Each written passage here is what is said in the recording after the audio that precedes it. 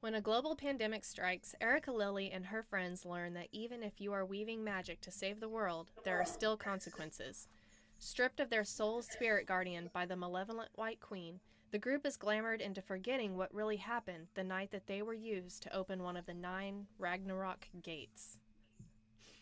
Under the weight of the ensuing pandemic, a doomsday cult puts a bounty out on the heads of government officials and law enforcement, pushing the limits of average citizens into societal collapse. Hunted by the cult's leader, Brother Timothy, Erica must place her trust in the mysterious stranger Felix, as together they work to stop the unspeakable evil unleashed upon the world of man. Join Erica and her friends, accompanied by her 2 dogs, Hansel and Gretel, as they embark in the ultimate fight for survival, while reality as they know it crumbles around them.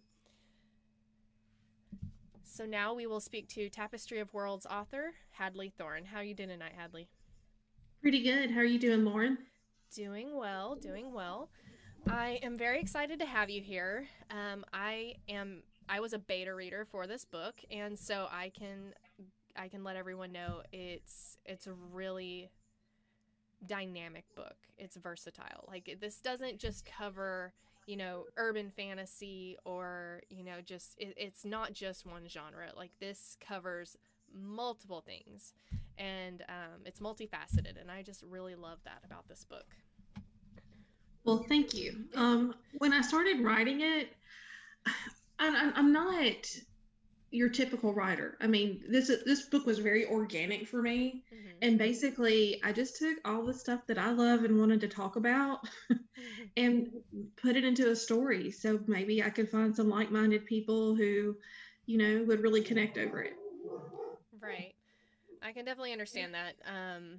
I think it was really brave of you to write this book because it does go into such heavy detail about about societal collapse and about you know honestly. So the book, let me just give a little back view of the book real quick. It is actually set in the year 2020, and so it does have COVID-19 and that kind of stuff in it as well. And so I think you publishing this book, and publishing it with reality thrown in of what could possibly happen. I mean, I thought that was really brave of you because Well, it's funny that you say that because when I started writing the book and got the idea of what to do, COVID-19 was not a thing. And so I was writing this book with a global pandemic, and then a global pandemic happened. And I was oh my like, gosh.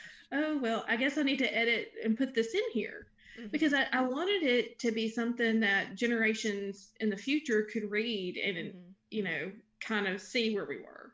Right. Um, but there were some things that, like, I've had times where I've called my best friend and I'm like, you're the only person who know I wrote this before it happened. Yeah. And this is one of the weird things, the Mississippi River ran backwards. And I had written that in the book. Mhm. And so this year, when Hurricane Laura hit, for the first time since the 1800s, the Mississippi River ran backwards. And so I was like, I wrote that. Oh my God, Yeah. that's so crazy. That's So it's insane. it's been weird. A whole lot of weird. Oh, a lot of weird. um okay, so what you said that you wrote this series. You started writing this to find like-minded people and kind of put out there what you're interested in. So what are some things that you're into that made you decide, hey, I want to write a book with all these things that I love? Well, I have been studying mythology and folklore for probably over 30 years. And in the last, gosh, 25 years, I've taken a dive into shamanism across multiple cultures. I've looked into different types of Native American mysticism, just kind of all over the place. So I just took all those things and put it together. In a book. And like I said, just kind of wove a story. And um, I don't know. Like I said, I just wanted to tell a story, and it was just the neat way to do it. Okay. And who is your target audience with this? I really didn't have one. I would say that, and you know, because you're also beta reading for Running and Gunning, which is the follow up companion book, and it really is like, this is like the girls version, and Running and Gunning is like the boy version. It really is. But it appeals to both. Like, you know, whenever you think of, usually when you read a book about, you know, mythical characters or fantasy characters, it's most of the time it's paranormal romance. But Tapestry of Worlds, or the White Raven Awakens at least, is not like that really. I mean, there's attraction between characters, or they're dating, but it's not really a romance novel. And so it's actually appealing to males as well who want to read it. You know, there's lots of blood, guts, and gore. There's lots of violence. There's a lot of verbiage about vehicles and all kinds of stuff that would appeal to males. And but Guns. Yeah, guns, you know. And at the same time, Running and Gunning is not, it's appealing to males, but it's not, you know, over the heads of females. Like, I thoroughly enjoyed running, and I actually told you this as I was reading it, and I felt kind of bad, but I actually enjoyed Running and Gunning more than White Raven Awakens because of where it takes place and how you made it seem like a virtual reality thing. It was just so cool the way it went down, and so both books are appealing to both genders, which I think is awesome. Well, I think so, and this is, again, my best friend does not read this type of book at all, and so when she was reading it, she's like, she had the impression I had written a romance novel. And I was like, it's not a romance. Really, I promise you, it's not. And when she got into it, she's like, she really got into it. She was telling me, she goes, anybody could read this. Yes. It's really got something for everybody. Yes. And I said, I told you it wasn't a romance novel. And I said, if my characters, if it comes up in the story, but I'm all about the story and about, you know, working towards developing those characters. So I think that I think given a chance that it's going to cross a lot of markets and hopefully get a lot of interest, you know, from people. But it's just a matter, it's, you know, I'm an indie author. It's a matter of getting it out there. Yes. So getting it out there, getting it read, and those reviews, you know, when people leave reviews and share your stuff and say, oh my gosh, you have to read this, you know, word of mouth, that's what really is make or break for an author. Definitely. Okay, so have you ever written anything before this? Actually, I have. Really? Not written books, but I am a published poet under another name, under my maiden name. So yeah, back a long time ago, I actually had a friend that took some of my work and had it submitted for to a place, and they published me, and that was their surprise to me. And that lady has now passed, but oh my gosh, I had written her a poem about her son. Her son was murdered, and it was like an anniversary of his death, and it was just, I was thinking about him, and I was writing a lot of poetry at the time, and I took it to her, and she was so moved that she went and she sought out a publishing company and had it published. So that's amazing. I have been. That's amazing. I actually really didn't know that. I don't tell many people because it's, you know, it's poetry, and people don't really like poetry like they used to, but right. Yeah. Some people do. There's actually, you know, like there's word porn and different sites that are specifically for that. But okay, so what? I actually wrote song lyrics for a while too, but you didn't know that. I don't think I knew that either. Look at that. I'm learning all kinds of new things. You've been holding back on me. There's a whole life. Interview. There's a whole lifetime out there, girl. Well, you're a very diverse person. You're very multifaceted, which is something that shows in your writing, which I love. Well, thank you. Yes. Okay, so when I said earlier that you were very brave for writing kind of a very, I mean, you didn't really soften anything in the book, especially when it comes to what people will actually do if society collapses. You didn't really hold back very much. You didn't give like super gory or super intimate details, but I mean, you went into you touched on a lot of things that would actually happen, some that are not pleasant and are hard to hear. So that, you know, that made me, to me, I was like, man, like this author's so brave for doing that. Now, in another way, I did try to hold back. You did hold back. I mean, you could have really gone into detail about some of it, that I'm very grateful that you didn't. Um, and I love, like, I'm a true crime junkie. You know, that stuff doesn't bother me, but there was other stuff that you touched on that I was like, oh my gosh, like that just got me, you know? So when I say you're brave for writing it that way, yes, you're brave for that, but also you're from the South. You're from Mississippi, to be specific. And the other things that are covered in the book are not really widely accepted in the region you're from. And so to me, you were also very brave for writing about these things. So tell me what it was like researching, writing, and publishing this series while living in a very conservative area. Well, okay, let me start by saying a lot of this is just who I am. I've studied this stuff since I was a child. I'm born and raised in Mississippi. It's just, I think that Mississippi has a very bad reputation. There's a lot of really interesting things and people here. We're just, you know, kind of hard to find. But the quirky people are here, the weird people are here, often at Comic Cons and, you know, little medieval fairs. And, you know, you'd be surprised what you found. But it was very difficult growing up in an environment that I would say some of these things were really frowned upon growing. But I grew up with a grandmother who was very psychic, very empathic. In my family, it was whispered about my grandmother being a witchy woman. And she was very Christian. And I found that that's the interesting thing is a lot of very religious, very, very Christian people have this in their families. One of my dearest friends she comes from the most psychic family I know, and they're very, very Christian. They just don't talk about it. Now she does, and she no longer considers herself to be Christian. She considers herself to be more open-minded and spiritual.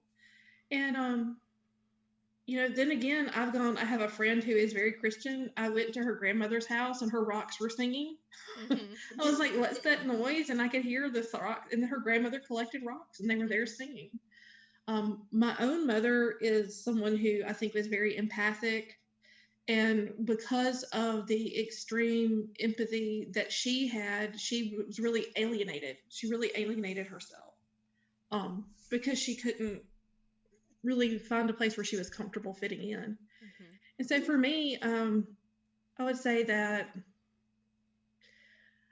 I'm like a little changeling. I've learned how to get along in mainstream, having these thoughts and being very careful about who I talk about them with.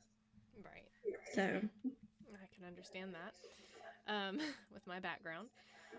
So, okay, so what are some people, like, did you use anyone in your life for inspiration while writing this series?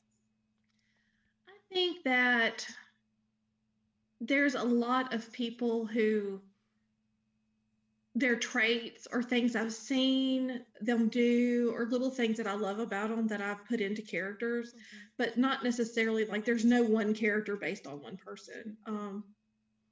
It's just like I actually had started off with one friend reminded me of one aspect of a character, and then like somehow another aspect of another friend got written into it. So it was just, you know, it's like how they make you feel, how you've seen them toss their hair, little things.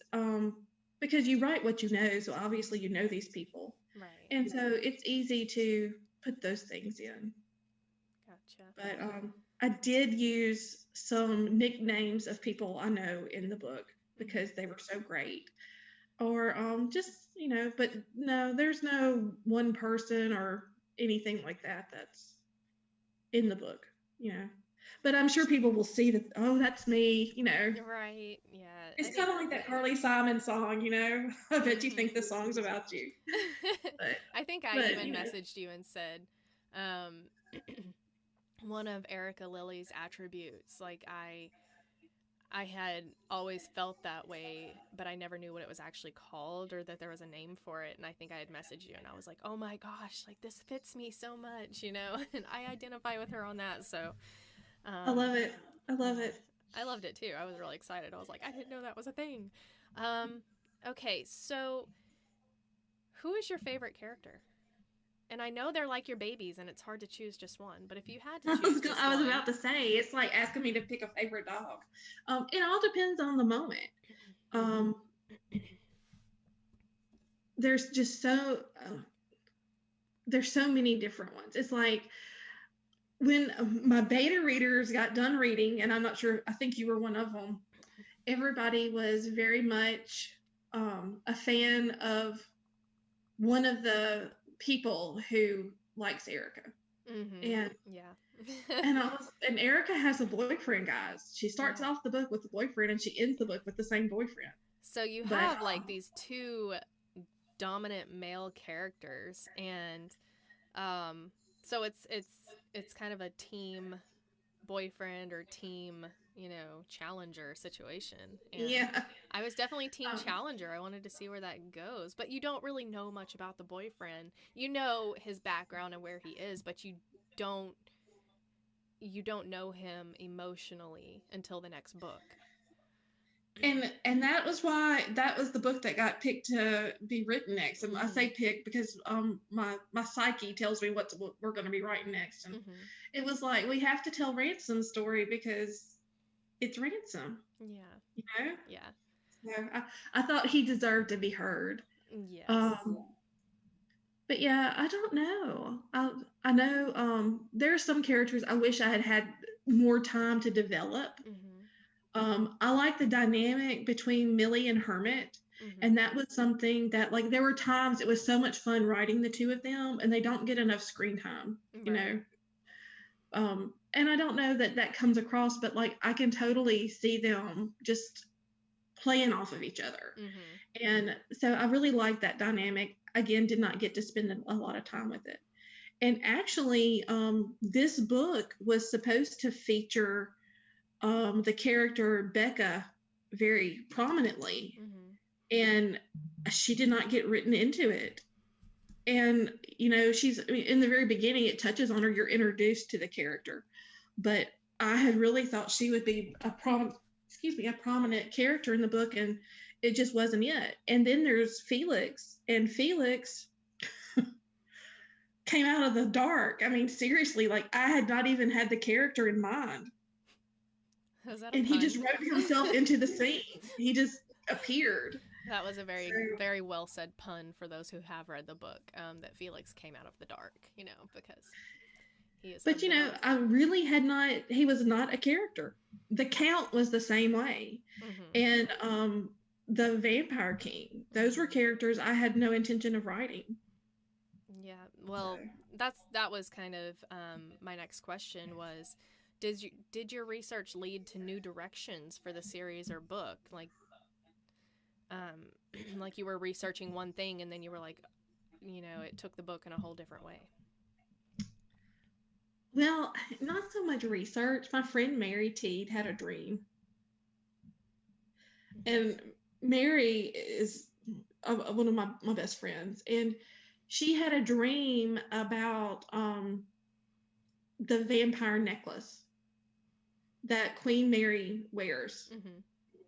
And she told me about this dream. And so I'm like, I'm going to create a character for my book based on this dream, and I'm going to call her Bloody Mary. Oh, wow.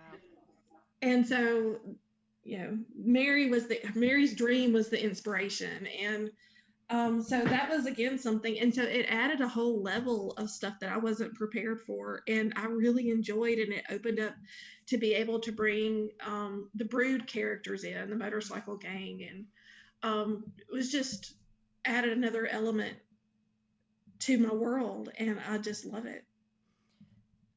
I think that's awesome. So how has this book, writing this book in this series, how has it impacted your life? I mean, good, bad? Well, it's been a great thing. In the midst of 2020, back in June, due to COVID, my job ended. Mm-hmm. So I found myself with all of this spare time. Right. And I thought to myself, I can cry about not having a job, because it's COVID, and there's not that many opportunities out there for work from home jobs in Mississippi. I mean, there are other places, but Mm-hmm.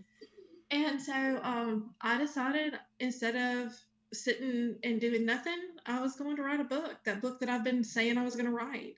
So I had some chapters started, and it just took over my life, and it's like all the little stories that I'd started writing in college, and little pieces of this and that, they were all kind of filtering in, and it's kind of taken on a life of its own. And I'll say that, in all honesty, I think that it has made me realize what I want out of life is I hunger for the creativity. Mm-hmm. And having worked in upper level administrative and healthcare and things like that, and being a director of certain companies and all, it was the realization is I don't really want that. Mm-hmm. That it's not feeding my soul like this is. And I'm hoping that enough people will be interested in what I'm doing to kind of keep it going for a long time. Because I know just off the top of my head, I've got probably 8 more books just to kind of get even with the stories in my head right now. And I know with each story there comes 3 more. Right. That was actually my next question was,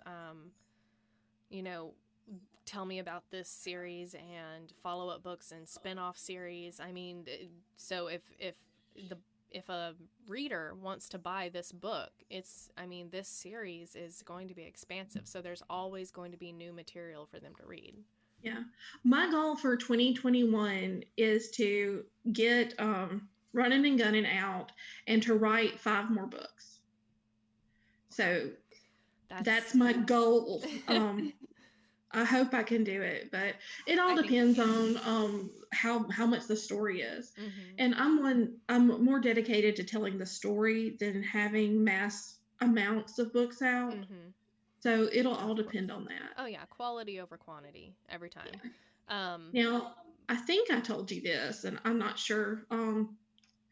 I had been inspired by Bigfoot to get started writing, which is so crazy. But it ties into how you came into my life, mm-hmm.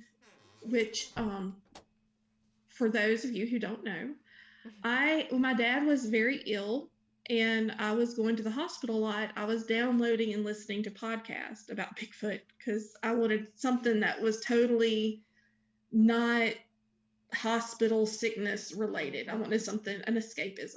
Yes. And so I started developing these ideas. And at the same time, I was in graduate school, and I deal with my stress with zombies, people. I mean, again. Yeah. And so I was watching The Walking Dead reruns, and I thought to myself, those people would be so screwed if Bigfoot came to get them. Because this was like Rick and his tribe were out in the middle of the woods. Mm-hmm.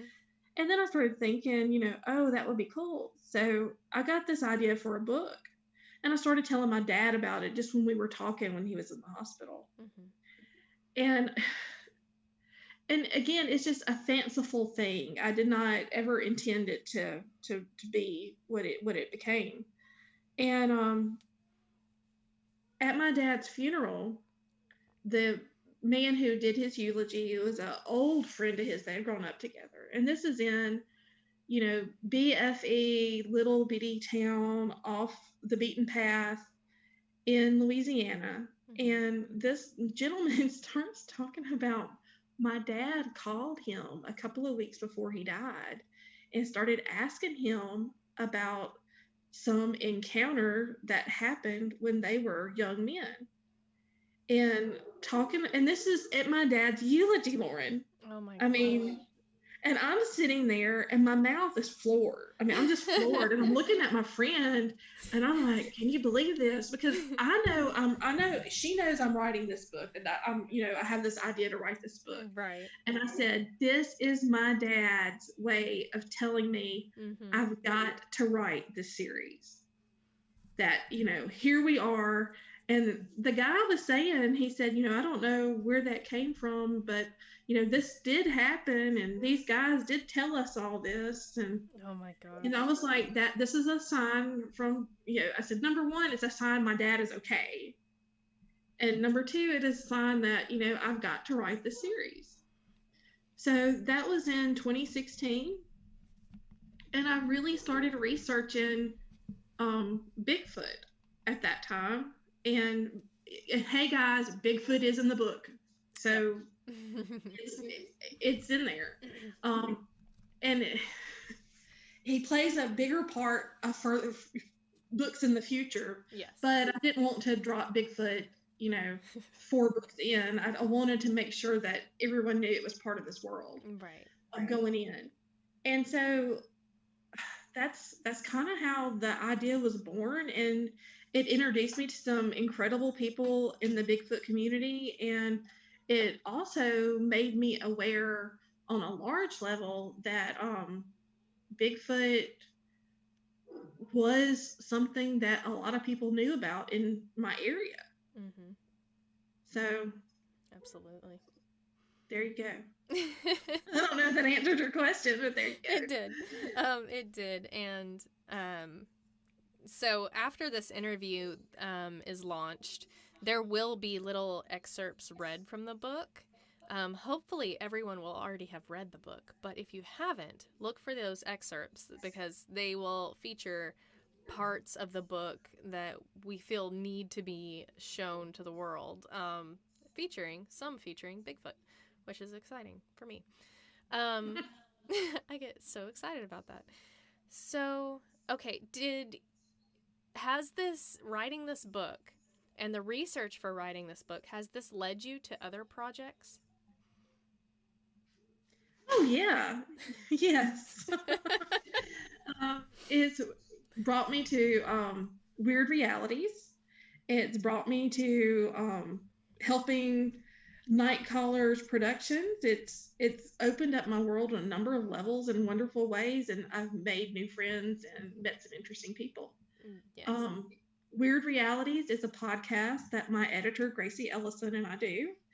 And it is basically, Gracie writes paranormal romance. And, we were talking about just weird stuff one day and decided that, hey, it would kind of be cool to do a podcast and kind of share the creative thoughts behind our stories and little bits and pieces of, stuff that goes into it. And also the research. So you both have done so much research for your books. And it's like, you glean what you need from the research, but the things that you guys write about are so freaking fascinating that they need to be explored and shared and talked about, which is what Wyrd Realities does. You guys have this research already at your fingertips because of the books. And so Gracie and Hadley get on Wyrd Realities. And you guys, it is a very well-researched show. They bring across the topics in a way you can understand what they're talking about, and they're extremely fascinating topics. A lot of it, if it was anyone else telling it, would definitely go over my head. It's a little bit intimidating sometimes. But they explain it in a way that makes it so interesting and understandable and relatable, and Hadley and Gracie are very personable. So they have these sweet little Southern voices that come across just in a very personable way. and bring the topics across. I love it. It's a joy to listen to, and I learn something every time I hear it. Every time I hear a show. We will be the first to say we are not experts. No. we're just weird, and we like to read about weird stuff. But you do your due diligence, and you research the topic, and you bring across any facts. But and I coming love from that. a background, you know, I think I mentioned that, you know, my undergraduate degree is in history. Mm-hmm. So, you know, I learned how to research, you know, professionally. Mm-hmm. And in graduate school, again, you learn how to research. You have to get your facts straight. Yes. And Gracie is currently in grad school, so it's one of those situations where you're dealing with people who that's what we do. Mm-hmm. We're nerds for fun, and Mm-hmm. we love to share stuff with people who like to listen to it. Right. No, it's a great show.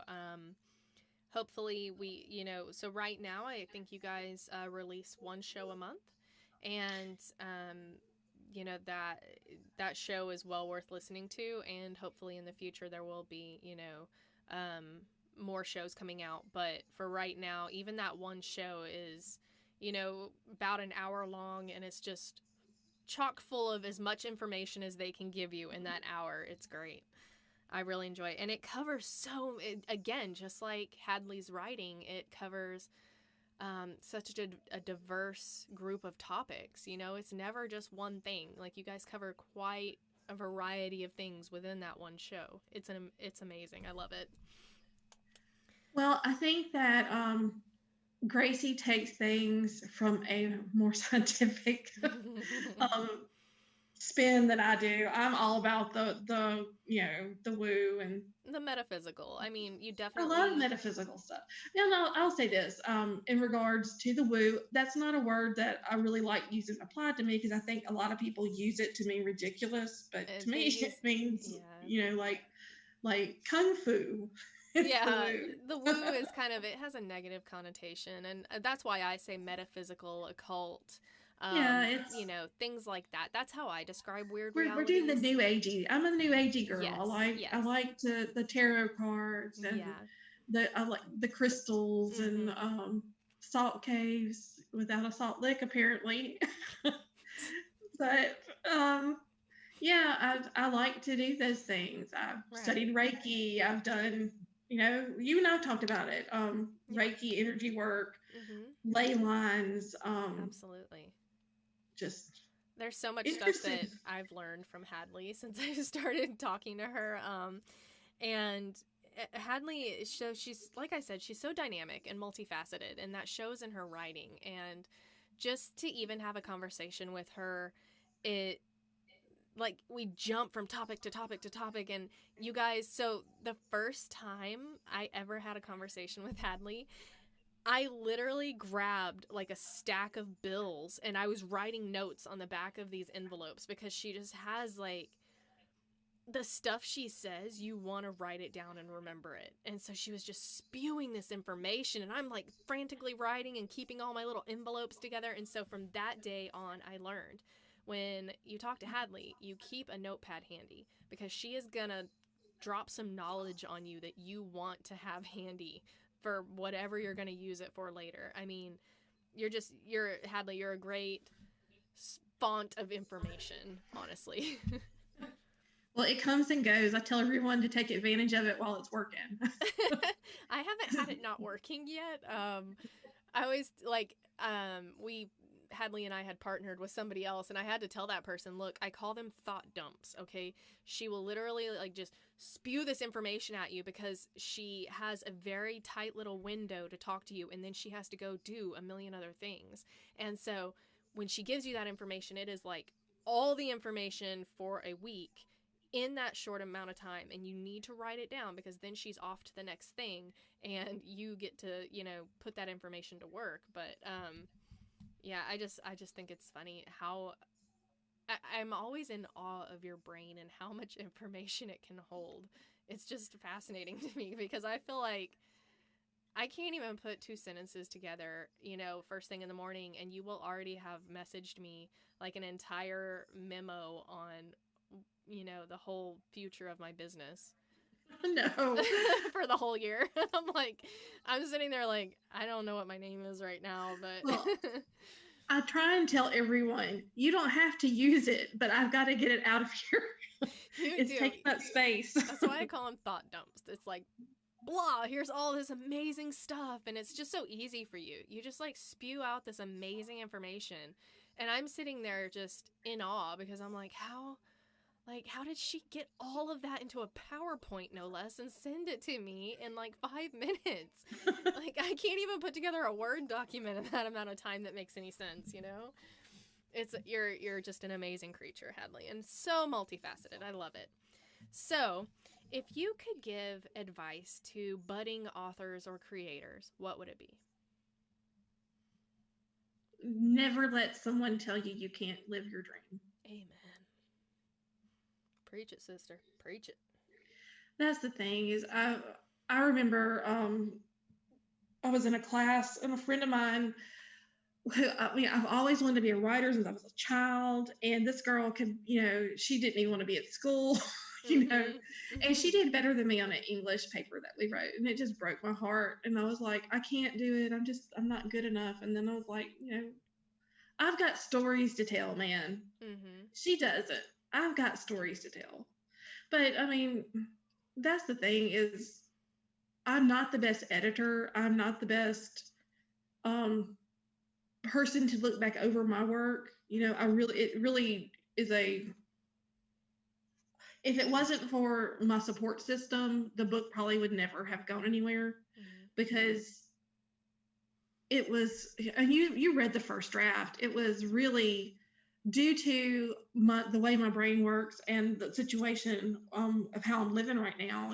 Any minute I would have to get up and go take care of someone, and just be in the middle of a thought and lose it and come back and try and find it, and it might not be there. So I really just need someone to go behind me. But I mean, this is my dream. And like I said, it might not be the best book. It might not be the most well-written, but I did it. Mm-hmm. And no one can take that away from me. So never let someone to tell you you can't live your dream. Oh, I agree completely. To me, believing in yourself is step one. And having that support system in place for the bad days, or, just to even, we all have our strengths and weaknesses. And, like my weakness is not seeing the bigger picture.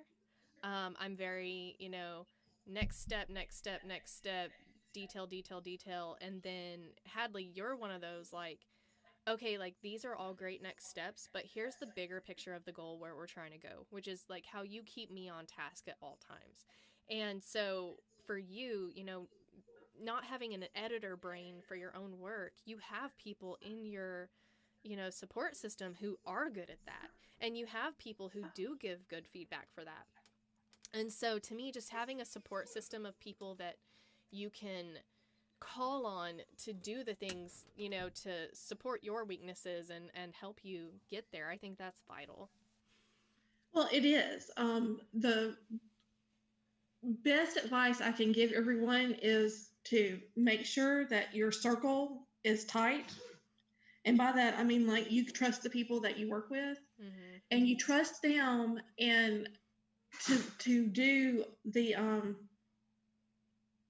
things you're not good at. Find someone to work with who is great at that, and let them take ownership of that, and then, own it. Come back, redirect, and work together, Delegate. Yeah, you've got to. Otherwise, you're going to get burned out, and it's going to be too big. When it starts, when you have that one thing, and it could be something as simple as, for me, like I said, it's rereading stuff. And right now, I have trouble concentrating. And so having someone come behind me and reread it and look at something is, oh gosh, it's just amazing, because they can catch stuff that I'm not going to. Invaluable, really. Yeah. Yeah, it really is. But again, trust the people that work with you. That's what you got to do. Yeah. I agree completely. I think, like I said, having that support system, and when people give you compliments,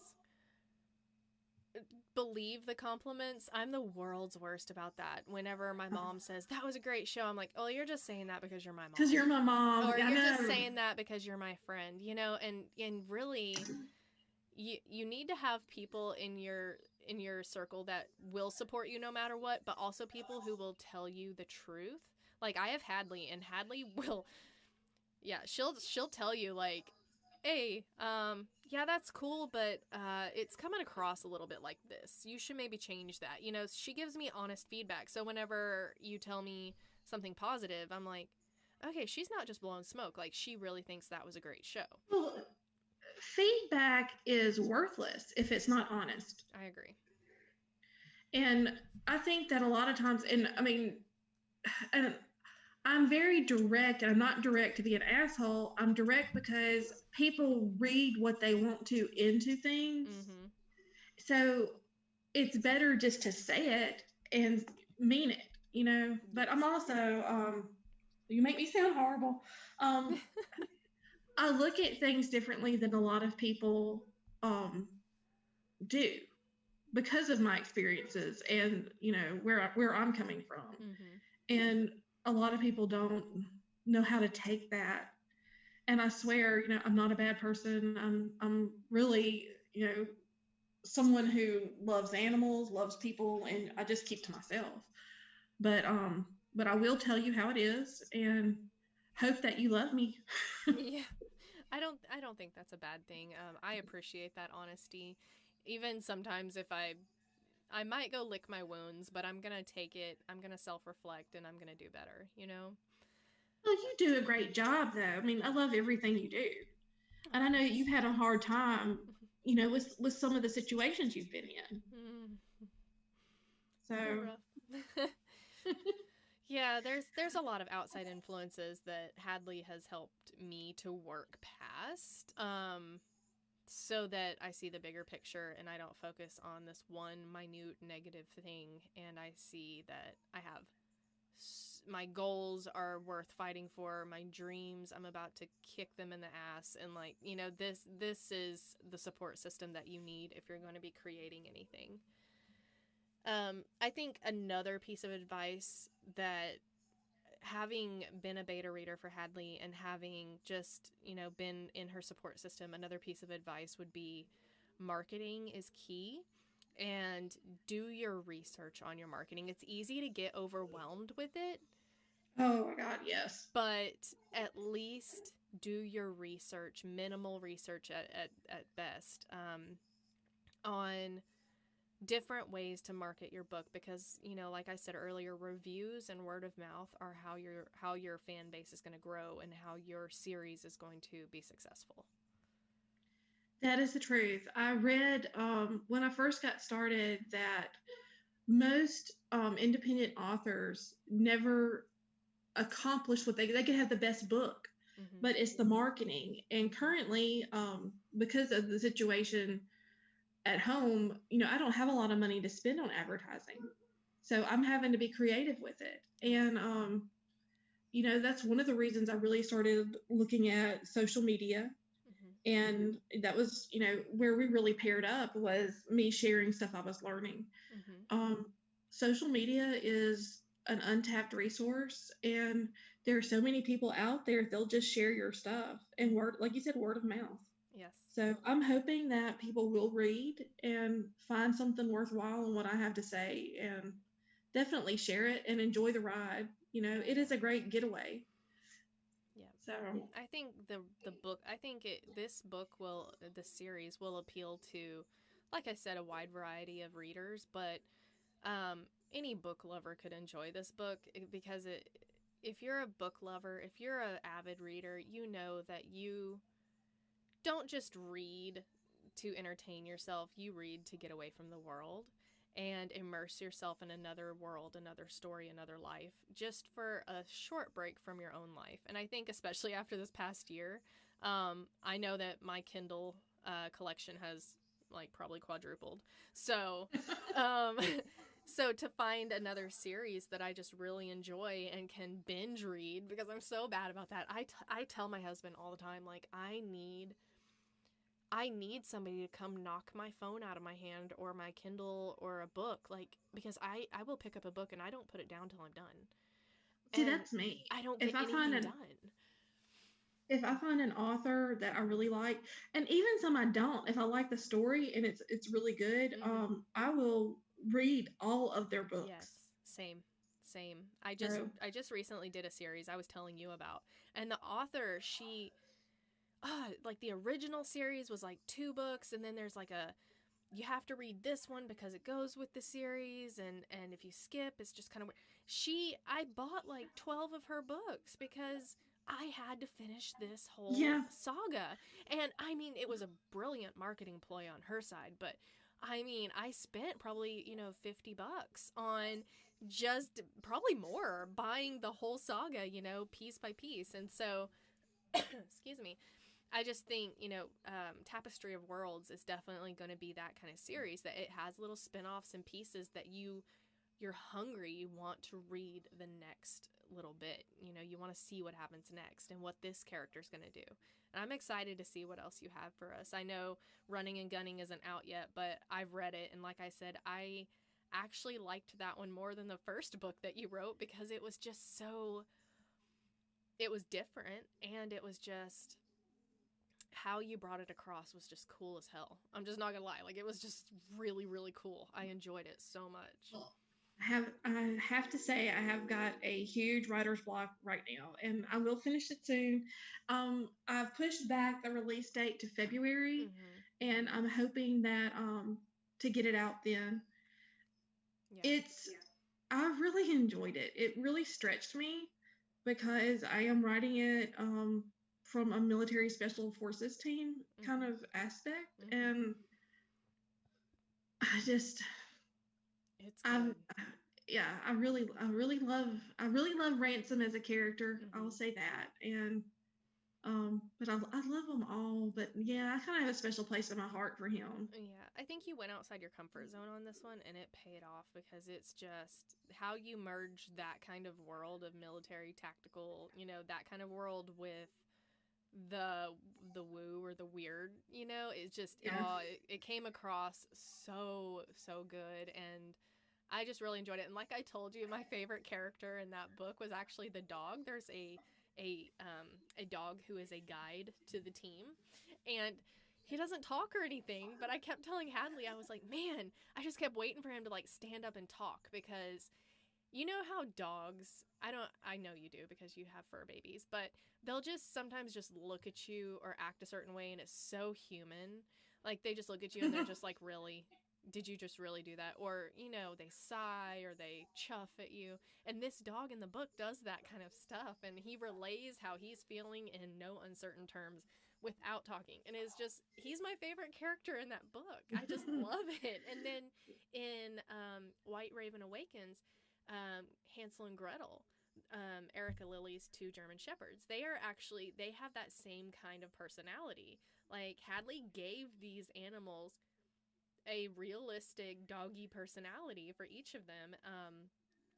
That is going to be a theme that you will see throughout the books. Love it. Will be dogs and cats. You can tell that you're a dog mom for sure. In the book, to a pet owner, you can tell, because how protective Gretel is, and how they are emotional when Erica is not around and they want their owner back, I'll be honest, when we were talking about cover art, I really, really, really wanted to have Erica with the 2 dogs. And it just, it never, the cover art, y'all, was really the hardest decision. I'm lucky enough I have a wonderful, wonderful, sweet friend who is going to help me in the future, because I angst so hard over the cover art. But the one with the dogs, it didn't capture the fantasy type element. Right, yeah. But I mean, I'm the kind of person that if I see a book with a dog on the cover, I will buy it. Yes. Because it's a dog in it. And that's just me. I love them. But it just didn't convey the mystery of magic and stuff like that. But Right. Yeah. hopefully one day when I do a box set or something, I can get the dogs, the cover, like special covers with the dogs or something. I think so. I think you can make it work. I mean, you can make it work. But yeah, Hansel and Gretel are very much based on two of my dogs, Mm-hmm. and Boudreaux in Running and Gunning is Boo. based on my friend's dog. They call him Boo for So, short, and I just love it. Like I love that dog. yeah, he's a little asshole. He's amazing. He's just like you know, people they'll have just had this like huge firefight and part of the team was critically injured or died and he's just looking back at him. He's like, come on now, what are we waiting for next? Like he's so cocky and just sassy little thing. I love it. I love him. He's my favorite character, which says a lot about me as a person that I will choose a dog over a human any day. So that Boudreaux is based off the personality of my best friend's dog, and she's like, she'll just shake her head, but they'll come pick me up and take me somewhere, and he'll look at me and I'll look at him, and it's just like, yeah. That's Boo. Yeah. But no, I decided that that's going to be a theme, is I will have dogs in the books. So yeah, I think that's a great theme, and I personally support that because I love dogs. Okay, so do you have anything else to add before I offer up my final question? Oh, I don't think so. We've talked about Wyrd Realities. I am toying around a new podcast idea. I think I talked about that with you yesterday, where basically I would talk with indie authors that are doing dark fantasy, apocalyptic fiction, horror, that sort of thing.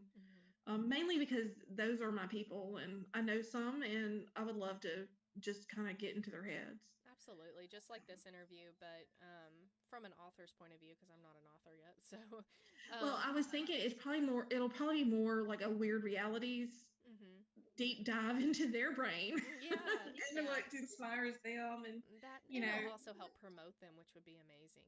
Authors promoting, and that's the whole idea, is to offer up some way for people who are indie authors. Indie authors, y'all don't make any money, and it's, I think, in a good year they might make 10,000, but that's a successful person. But it's hard to get started, and most of these people, they're not getting paid for the long hours, and it's hard to promote stuff. And I want to be able to help people, just like people like Lauren have helped me. And to be able to offer that, I think, would be a great thing. And for me, man, just to be able to talk to people and to say, hey, where'd you come up with that? Yeah.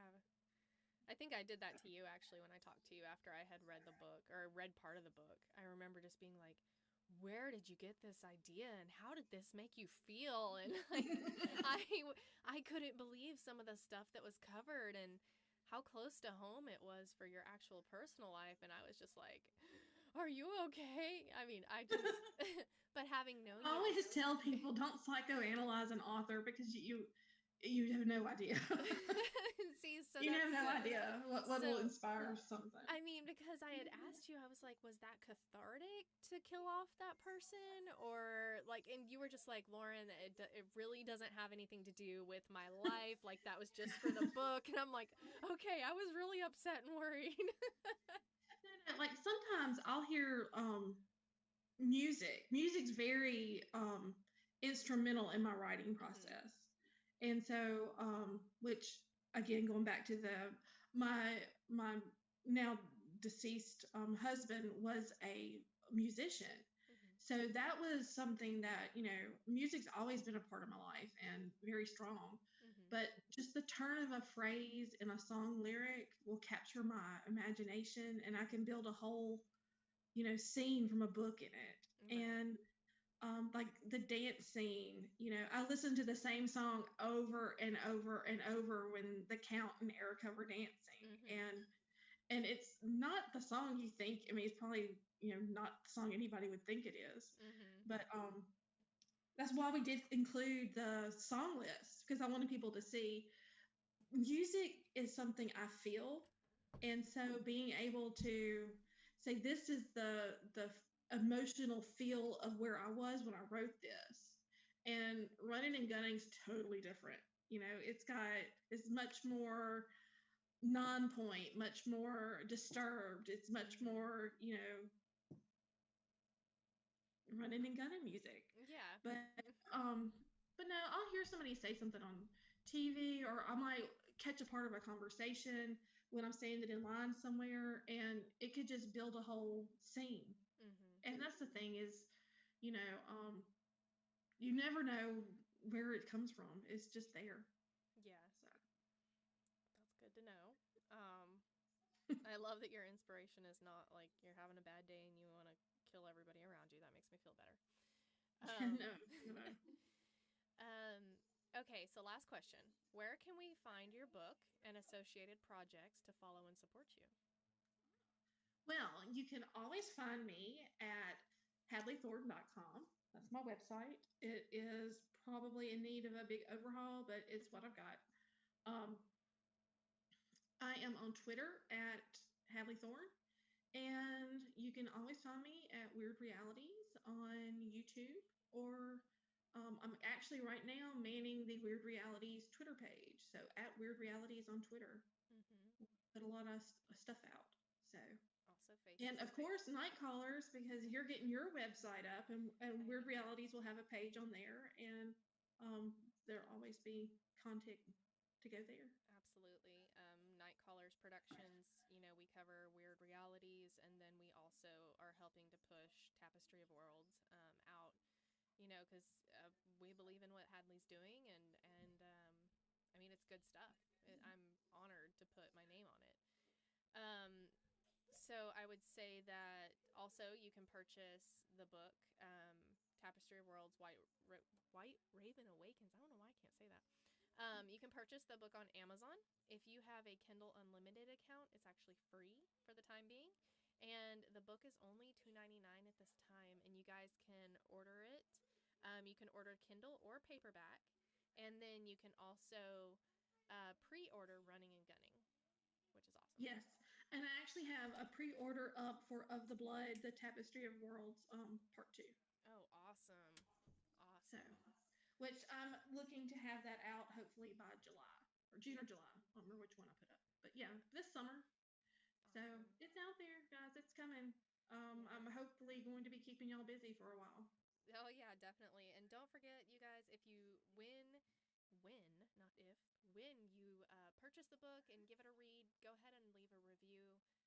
Share it with anyone that you think would enjoy that book, and help support your authors because they're putting their hearts and souls into these books, and it might be a couple days worth of reading for you, but it was months of writing for them, and just show them some love. It takes so little on your part to show some love for someone who put their all into this book. Well, thank you, Lauren. It has been a pleasure. Absolutely. I'm honored to have you on, and I have really enjoyed this interview and picking your brain about this series and sharing all the little background details that nobody knows about. That to me is awesome, and I always enjoy interviews with, some of my favorite authors to hear the little details that help them write my favorite books. So thank you so much for coming on today, Hadley. And, we will have, like I said, more content coming out about these books. And